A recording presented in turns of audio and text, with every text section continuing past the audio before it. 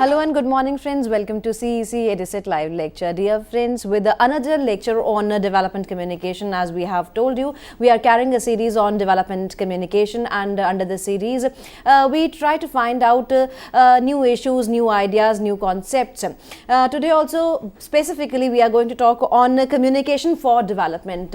What are the approaches to be adopted for communication, basically for development, is what we are going to discuss in today's lecture, as well as we are going to discuss about the core principles for development communication. We will also discuss about inter-agency collaboration at a global level, and for this we have again with us in our studios Professor Devesh Kishore. He is a Professor Emeritus with Makhanlal Chaturvedi, National University of Journalism and Mass Communication, as well as he is a Professor Emeritus with one of the leading institutes of a leading news channel. So first of all, I would like to welcome our guest Professor Kishore, and I believe that today's session is also going to be one of the productive sessions, because the topic itself talk about development, and because we also feel that with the help of these lectures, that is EduSec lectures, we cater to the needs of the students for the higher education. So sir, welcome to the EduSec lecture. As we have discussed a lot about development communication. In our previous lecture, we discussed about the concepts, meanings, theories, models.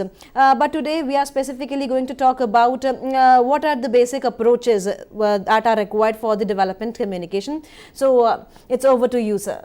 Thank you very much. Today our discussion, as you rightly said, will be focused on the approaches of development communication, and also how it helps the people.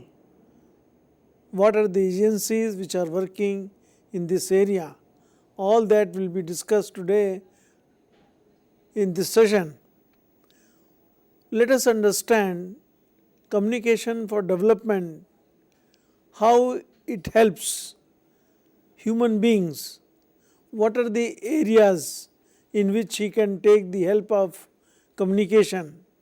There are basically 4 areas where an individual can take the advantage.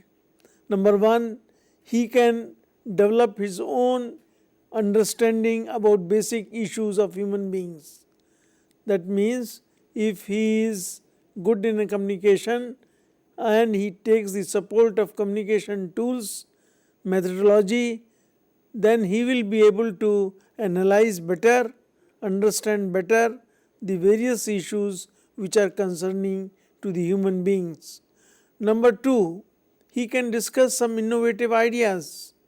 He can put through new methodologies, how to solve the problems, what could possibly be done, all that he can discuss.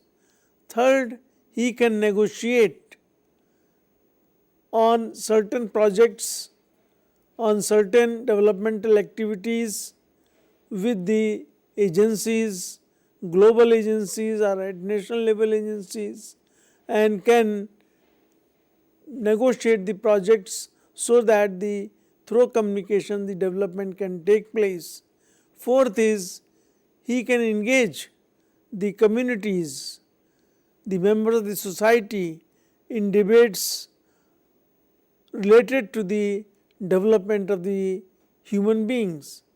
It is very essential that the people for whom the program is going to be designed, planned and implemented for development, those people must participate in the debates and give their own views about it. So therefore, these are the 4 things which could be possibly be done if a person understands clearly about the development process itself. I would like to mention here the definition given by and adopted by United Nations in 1997 about communication for development. According to United Nations, of 1997 definition, communication for development stresses the need to support two-way communication systems. So first thing is, which we must remember, communication for development is a two-way communication process, not one way. For example, if you are putting a program through radio, through television, through newspaper, they are all one-way programs, because at that time when you are putting the program through radio or television or any other mass media, the person can listen, view, read, but cannot ask questions at that moment of time.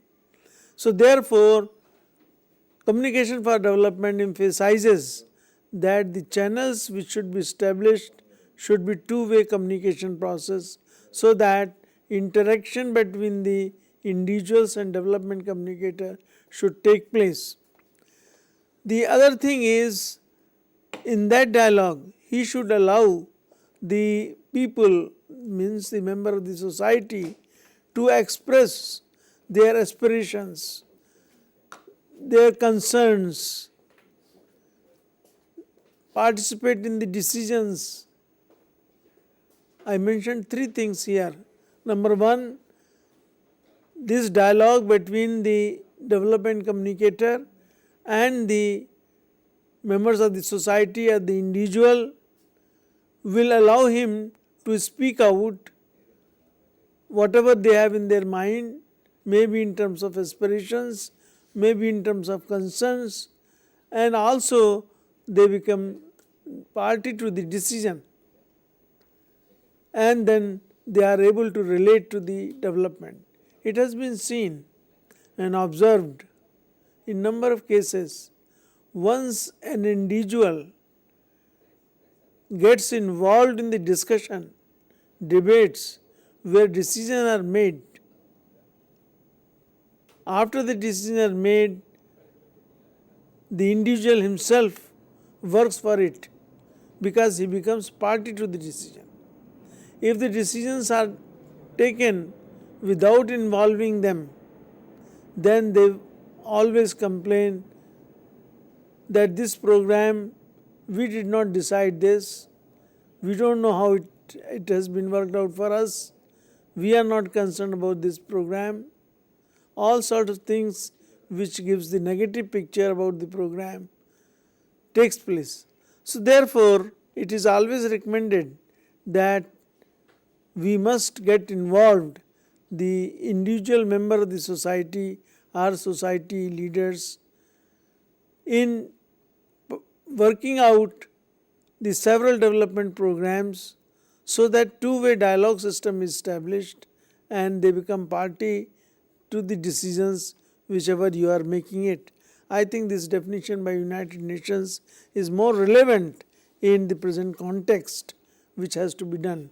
Let us see the another very important organization, World Bank, a World Congress on Communication in Development defined, where all the leaders, experts, sociologists, psychologists and communication experts, media experts attended the World Congress, and then they reached to a conclusion about the development, communication for development. According to them, they said this is a social process. When we say social process, it means a process which originates from the development side and it is discussed between the members of the society. So it is a social process based on dialogue, using a broad range of tools and methods related to development, how the development will take place. It is also about seeking change at different levels. Levels means the knowledge level, skill level, attitude level. These are the different aspects of change which are part of behavior of an individual. So when we want to change the behavior of the individuals to make the society better, then the changes have to be done in their knowledge level, skill level and their attitude level. So it says that it also helps in building trust, sharing knowledge among the individuals. So development communication process helps in building the confidence level, building the trust, and also establishes a good rapport between the persons who are going to adopt the developmental activities and the communicators who are involved. Remember, it is not a public relation or corporate communication. It is a communication for development. In case of public relations, an organization established better relation with the public to inform about that organizational activities, about that how what organization is doing in terms of benefits for the society. But here that is not the question. Here what we are doing is the development communication. We involve the people and these people themselves make the suggestions and those suggestions are accepted and implemented for the benefit of the whole society. So therefore, communication for development is basically related with the individuals, their benefits and their growth, development, etc. Now let us see how this communication for development, what basic theory is involved in that. We call it a modernization theory. In this theory, basically they say that you are establishing two-way communication relationship between the change agent or extension worker or the communicator and the receiver, that is the member of the public or people who are going to adopt. That is why it is called two-way process. And the notion in this participatory development is that communities are basically involved in defining their own problems and solutions. That is very important. Communities defining their own problems, their concerns, and also suggestions how to solve these problems. That, in other words, giving the solutions. So raising problems and suggesting solution is done by the members of the community, and those are adopted by NGO or any government organization for development of their people. So in other words, problems are raised by the people, solutions are suggested by them, and the communication for development becomes a methodology so that these are communicated to them to help them to solve their own problem. It actually, if we analyze the whole process, actually development communication facilitate the discussion, the debate between the individuals and between the community members and the people who are going to bring, who are responsible to bring the change, that is change agents. So therefore, established a diagonal approach to harness the vertical as well as horizontal communication. What is vertical and horizontal communication? That means there is administration and there are active change agents and there are people. So therefore, you have various levels, district level, block level, village level. You have various developmental authorities who are working for developmental activities, and then you have non-officials. So the communication for development suggests that these people who are at various levels responsible for developmental activities must establish the vertical dialogue as well as horizontal dialogue. Vertical dialogue means from district level to block level and village level. And when we say horizontal, it means all the people who are block level or district level when they are working. So idea is that communication for development, we must involve the people horizontally as well vertically involved in the development activities. Now what are the approaches? I think that is a very important question which may try to understand. And United Nations has made it very clear that there are 4 main strands of communication for development. Number 1, behavioral changes in communication. That how communication can be used for changing the behavior of the members of the communities. Number 2, communication for social change. If you bring out the social change, then how communication can be used effectively.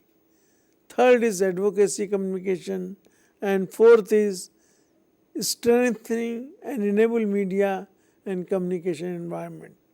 We will discuss each one of them in greater detail so that we have better understanding how these trends can be identified and used for our purposes. Let us come to the first stand. First stand is behavioral changes through communication. Now, as I said earlier, it is an interactive process, establishing dialogues between the members of the community and the change agents. Therefore, first approach is we want to bring behavioral changes. Now, what is behavior? Behavior of an individual consists of 3 main components. Number 1, his knowledge, how much he knows about that particular change which has to be brought in the society in terms of subject matter, in terms of knowledge. That care is to be taken. Number 2, skill, way of doing things, new practices involved in it, adoption of new practices, new skills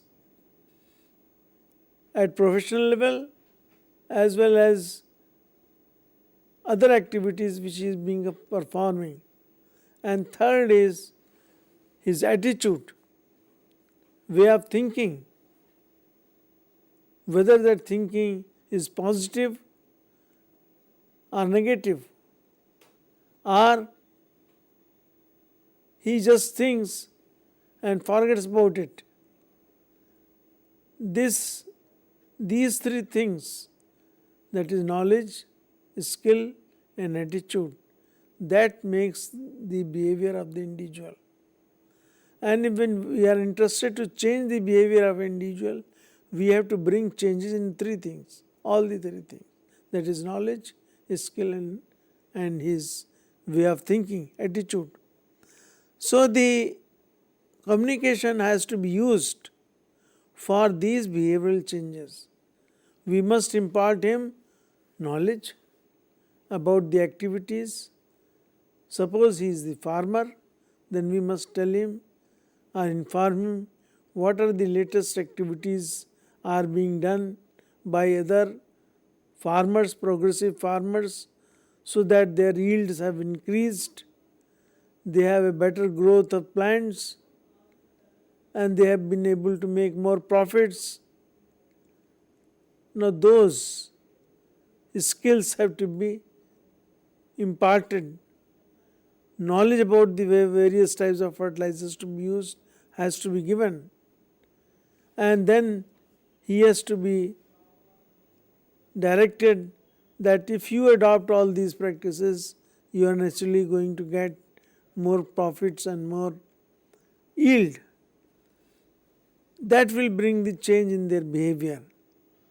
So therefore, this approach, behavioral approach to development communication is supposed to be the best approach.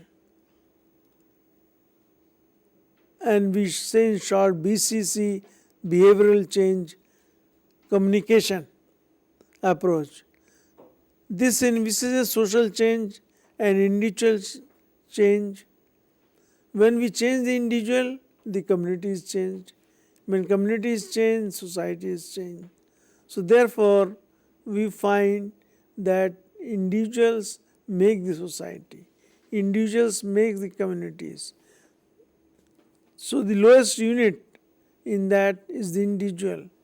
And if we are able to help the individual in bringing the change in behavior, then ultimately it will reflect on the society's growth in that area, our community's growth.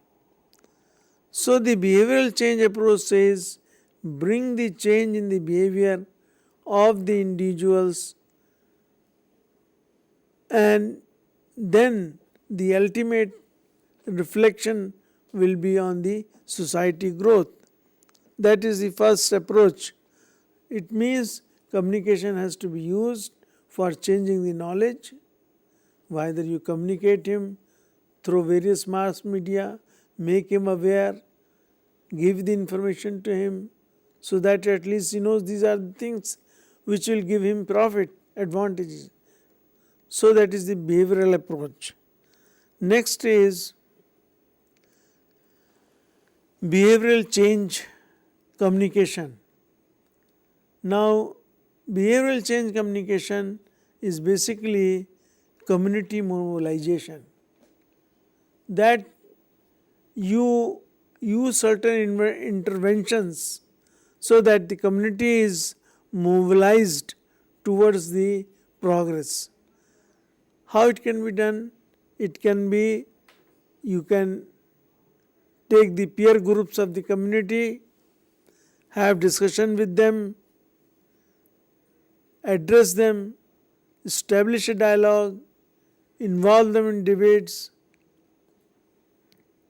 If you are doing all these activities, then you will find that the change will take place. And this change, we always say, you must use a strategic communication process. Strategic communication means that you must plan,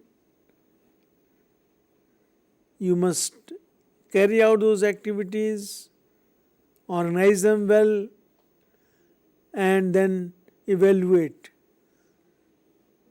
Find out what are the weak links, what are the strong links, how the programs could have been improved. So therefore, that is the thing which has to be done. Bringing behavior change by mobilization, mobilizing them, and this mobilization can be done by counseling, by social networking interventions, which you can do it. So this is the second approach, communication for development. Then we come to the third approach, communication for social change.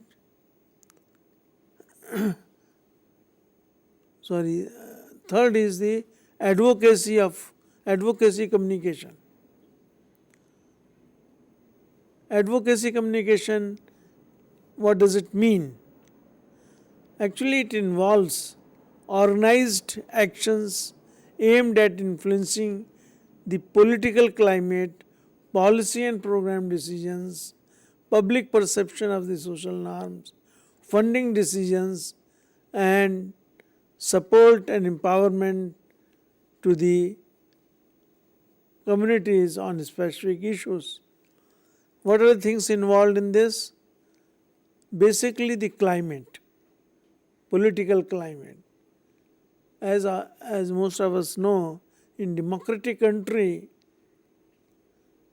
the political environment is very much responsible for the development. Now this political climate could be improved upon by using several communication technologies and communicating to the individuals, member of the society, about various policies and programs which have been planned for them and have been recognized for taking the actions. Therefore, these members should be involved and discuss with them. So, advocacy says you advocate for the development through communication to political leaders, policy makers, decision makers, and try to convince them that if this is done by you or by your group or by your organization, then it will give benefit to all the members of the community or the society for which we are going to work. So therefore, in this process, an overall communication for development strategy have to be worked out involving policymakers, political, religious and social leaders of all the levels which may influence the development process.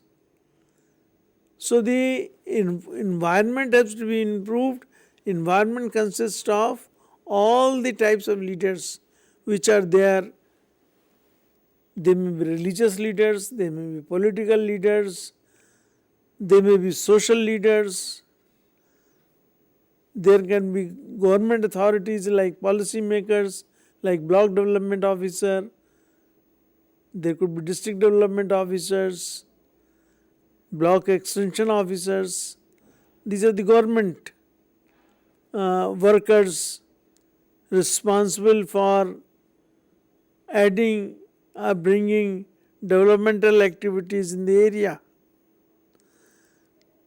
Now these officials will have to be involved, will have to be communicated that if these are the things can be used and you can organize better by using communication as an input, you will be able to communicate and talk to the people.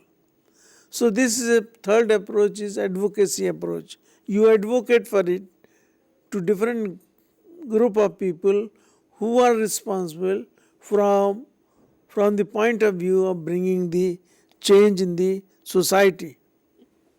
Fourth approach is strengthening, enabling media and communication environment. What does it mean? This approach means that present communication capacities must be strengthened, must be used more and more for communicating to the target audience, to the people. So you should have a free, independent and pluralist media that serves the public interest. In other words, whatever media you are going to use or whatever media are available, you must entrust that work to that media. Let's say if you are talking about the innovative practices related to agriculture, animal husbandry, then you have a channel which is called Krishi Darshan and you put your programs through that. Now that is a free, independent and popular channel which is being used. So therefore you design your programs in such a way that they can be directly used for this channel. Number 2, you must find out what is the acceptability of the channel, which channel is accepted more, or viewed more, are taken care of more by the people. Try to find out the reach and accessibility of the channel. How many people are using that channel? For example, nowadays we find television has become a very popular channel. Radio is still there. So if we want to communicate to the people using the electronic media, then we will first design the programs for television and then for radio so that we can communicate effectively. That has got to be done. So you have to find out, because the acceptability of a media or channel will change from area to area. In some area, television is more preferred. In some areas, still the radio is more preferred for the information. Number 3, you must see that the broadcasting sector is able to take care of your programs. That means your program should be designed in such a manner that is acceptable to the broadcasters. As you know, each media has its own way of accepting the subject matter, the content in a particular type of script. So you try to develop that material so that it can be used directly by the media organizations in that area. That means you will have to have people who are expert in designing messages suiting to the particular area. Otherwise, the messages are not developably proper and people just switch off the media. If they are viewing a program on television or listening a program on radio, they will switch it off. They will say, no, it's not interesting. So that care has to be taken. So these are the 4 approaches. You can use all these 4 approaches individually, or you can use it in certain combinations. It does not say that use only one approach. You can use different types of approach. You can use 2 at a time, you can use 3 at a time, you can use 4 at a time, or you can use separately. Now that decision rests with you. How to use the channels according to the subject and the area. Now we come to the certain principles of reinforcement. How do we reinforce the process of communication for development? There are 5 important principles that govern the common approach for development. These 5 principles are: human rights based approach, HRBA.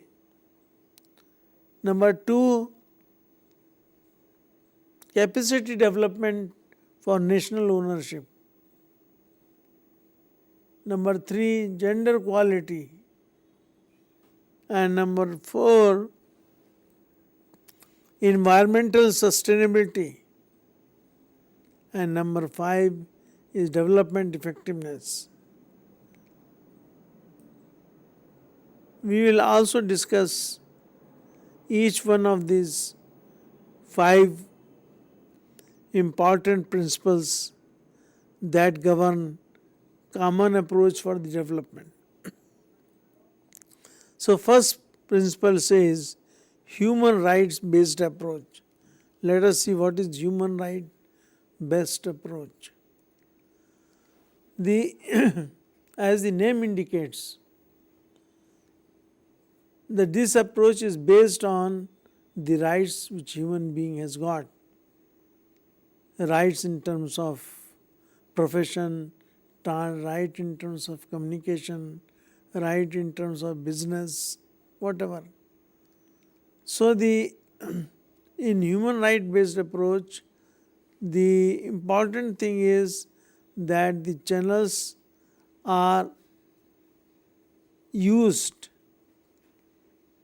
especially for different group members of the society, like men, women, young, old.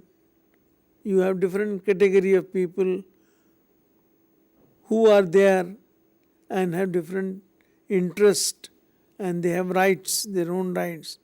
So now you have to prepare programs for different groups, for men, youth, maybe for women separate programs, old people separate programs. So you will have to have set of programs, not one program, set of programs which will discuss or enable them to understand the process of development.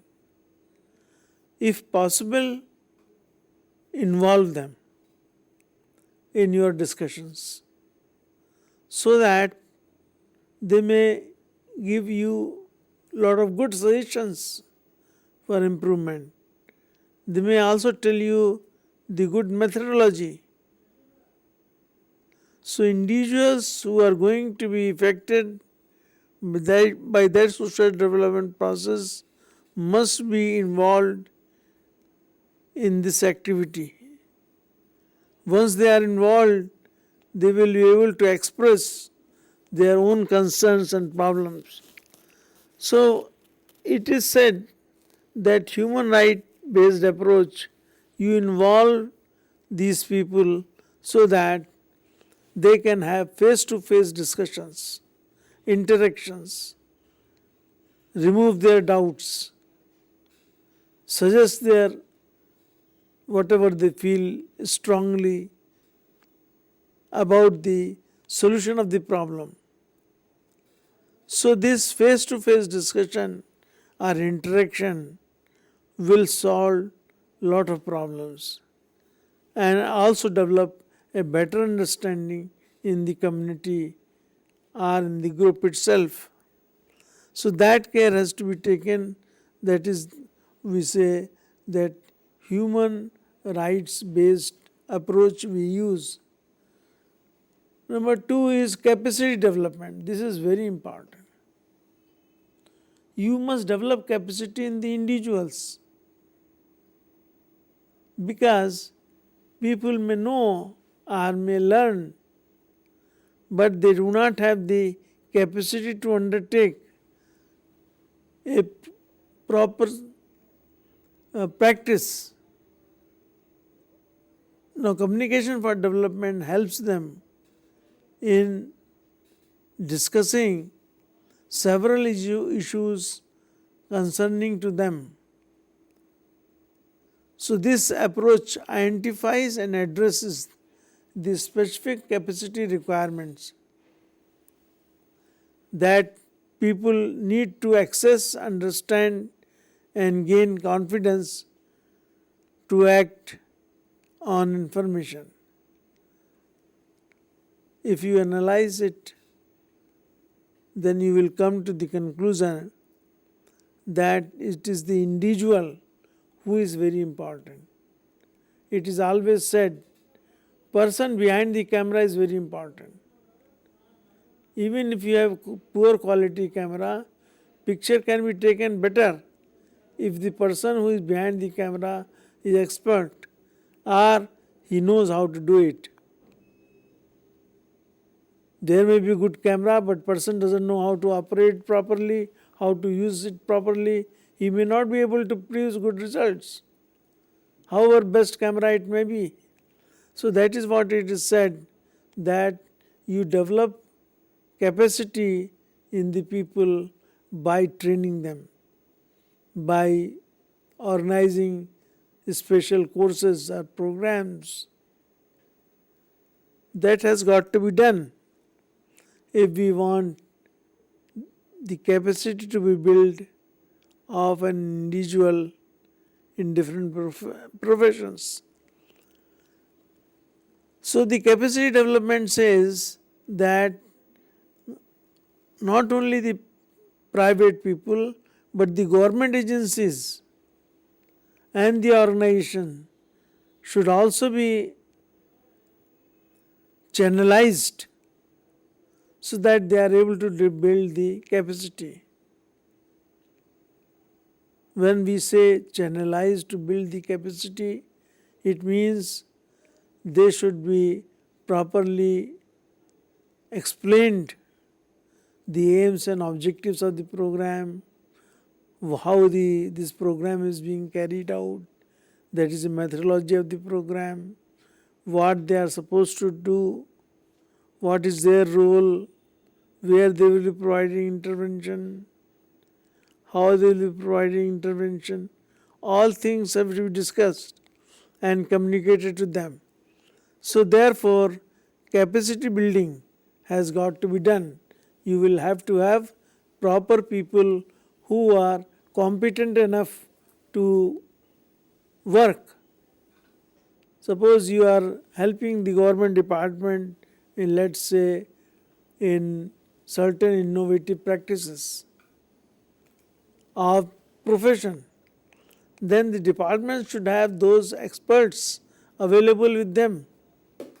They must know how to do certain particular activity so that this can be recommended to the people. Next is gender equality. Gender equality means that men or women both must be involved in the program activities. They must be equally treated. And they must be equally involved. It has been seen and observed in most of the developmental activities, men are always taken into account and women are forgotten. Now that is not a correct approach. We must provide a inbuilt system by which women workers and men workers should be given equal wages and should have equal terms and conditions of working. And it should be seen that women's participation should not be less than male members.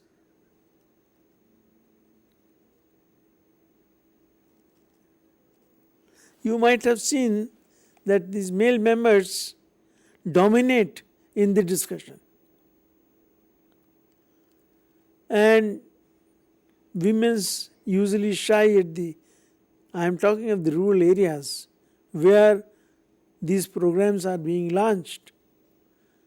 The problem is how to activate these women who are equal partners in development.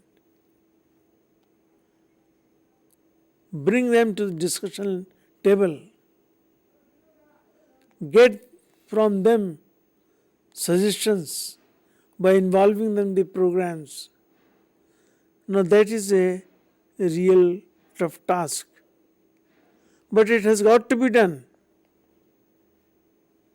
so that the equal partners also take the responsibility and they are trained so that in future these people are able to make contribution to the development programs.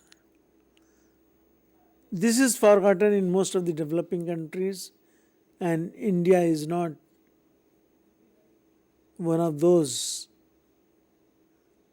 countries where the same thing has happened. The change agent, the extension worker, has to take care of it. Of course, in India we have certain laws now being made, and certain seats are being reserved.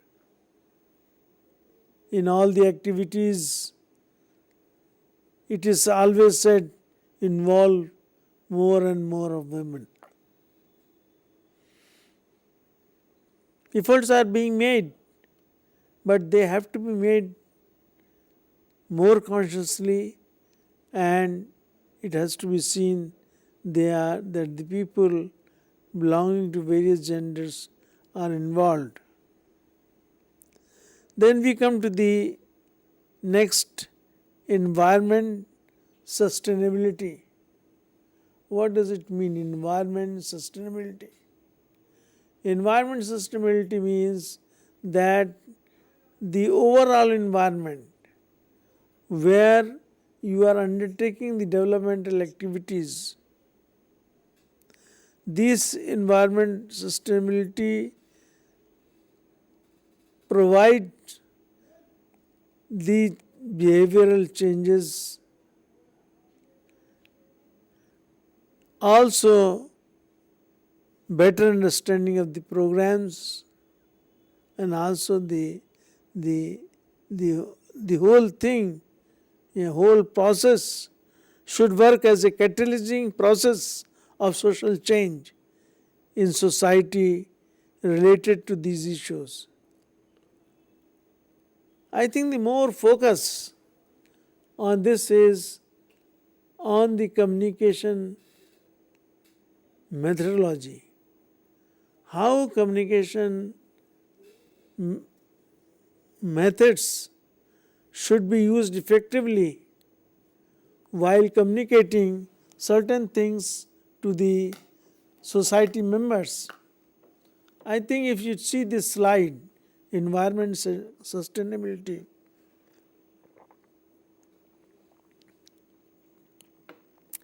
communication for development encourages and supports children, young people to involve in environmental activities, namely the sharing of actual and citing information, debate on impacts on policy responses, negotiate actions between government and civil societies in national level. So the whole idea is, through communication you should involve the government organizations, the people who are in that members of the community, NGOs, there are organizations which are working there in that society. All of them has to be brought together. They should not work in different directions. They should be brought on one common platform, because everybody has the same aim and objectives of development. Then why not all this group of people, that is government organizations, non-government organizations, development organizations, and people themselves, their representatives, they should be taken to one common platform where this should be discussed properly. Once it is done, then we say the environment for development can be sustained. Then everybody is a party to that developmental activity. And then it will go on, because each one of them will support the development program undertaken there itself. Take a simple example to understand about this sustainability, environment sustainability. Suppose a new variety of paddy is to be introduced to help the people in getting the better yield and through better yield, the better income, and bring the development in that community or that society. Now, how it can be done? There have to be government organizations come forward to give them timely seed, fertilizer, pesticide. I am not saying that everything you make it available, but you must try to push that the government organizations are ready. It should not happen when fertilizer is required, the fertilizer is not available with the supply agency. When seed is required, seeds are not available. Supply line has to be also checked by developmental workers or change agent. So the change agent will have to see that, number one, for providing all the inputs is done timely and they are made available to the person concerned who want to make use of it. If it is done, then the persons who are effective, that is the farmer, will be too happy to take the advantage of these inputs to be supplied by the government agencies. And the NGOs can organize debates and discussions how to grow in a much better way that particular variety and get the yield, high yield of that particular variety. So what is trying to happen is that the government organizations, maybe community development organization, maybe suppliers, input suppliers, if done by government. If not, then private suppliers should see that this is made available. Then you should have the NGOs, those who are working as actively in the villages or in the area, they should be also taken into consideration. And the civil societies at national and state level who are also responsible for giving the fundings. So that is the environment. Environment is in terms of the various organizations responsible for development. If they say yes, if that proper environment is developed, then the thing will take place. Then we come to the development effectiveness. Now, what do we mean by development effectiveness? Development effectiveness, in a very rude manner, very interesting manner, it is said if you want to create development effectiveness, teach a person. I think it's a Chinese proverb where it is said, if you want a person, if society to remain in existence, then teach a person, every individual, how to catch a fish, not to give them a fish every day. That means you are teaching the person, training him, enabling him to learn the skill how to catch a fish. If you have trained him, then he will automatically goes to the sea or river and catch the fish. Instead of giving him a fish every day as a subsidy or as a donation, that will not solve the problem. Because he will depend on you only, wait for the fish when you would like to give him. So that is a wrong policy, that provide the things them freely or on subsidized rate instead of tell them, train them, teach them how to do it so that it can do and get a better remuneration out of it. So development effectiveness means that you are able to help the people, train them properly, and then they are able to do their own task. Other things, other sides of development effectiveness are, as you know, in nowadays that corruption is a predominant thing which creates a lot of problems. Now that has to be also handled, because that also, if you are able to control that, your development will take place. But that is a very difficult process. Difficult in the sense in that people who are affected by it, there are a number of people, they have to come together, because corruption takes place at all the level. So somebody will have to do a watchdog function. Watchdog function means somebody will have to indicate, bring out those corruptions, methodologies, or people who are involved in corruption. They should be exposed. Now this can be done only by the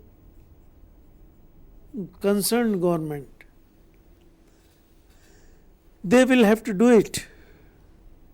So the watchdog role has to be played by the government machinery. Individuals will not be able to pay the watchdog, except they can help, they can assist them. But ultimately, the government organization will have to get it done. That is why I was saying that development will take place when you have NGOs, government organizations, extension workers, and communicators. They sit together and work out and finalize it, and then they see that this goes on very effectively. Now there are certain agencies which are deeply involved in these activities. Global level, we have United Nations Interagency Roundtable on Communication for Development. United Nations Interagency Roundtable, there people are invited, discussed at the global level what should be done, how the human being can be helped, societies can be helped in developing themselves. Second is type of thing which is being done by World Congress. Every year World Congress is organized on communication for development, and thus they are the people where these problems are discussed. And then United Nations groups on information security. At national level, we have communication with disaster affected communities, CDAC, like in Haiti, rural information communities in East Africa. I am talking in other countries. In India also we have the HIV/AIDS program, communication, and now we have several other programs going on. So in nutshell, these are the agencies which are working for the development, and they are using communication. Polio is a very good example. Yes, sir, you in have this given very good examples during the entire lecture. With this note, we would like to take leave because we are short of time over here, but we would like to tell you all that Professor Kishore would be again with us next year, that is very soon, in the month of January, I would like to say, and we would be discussing more on the development communication. Thank you, sir. Thank you so very much.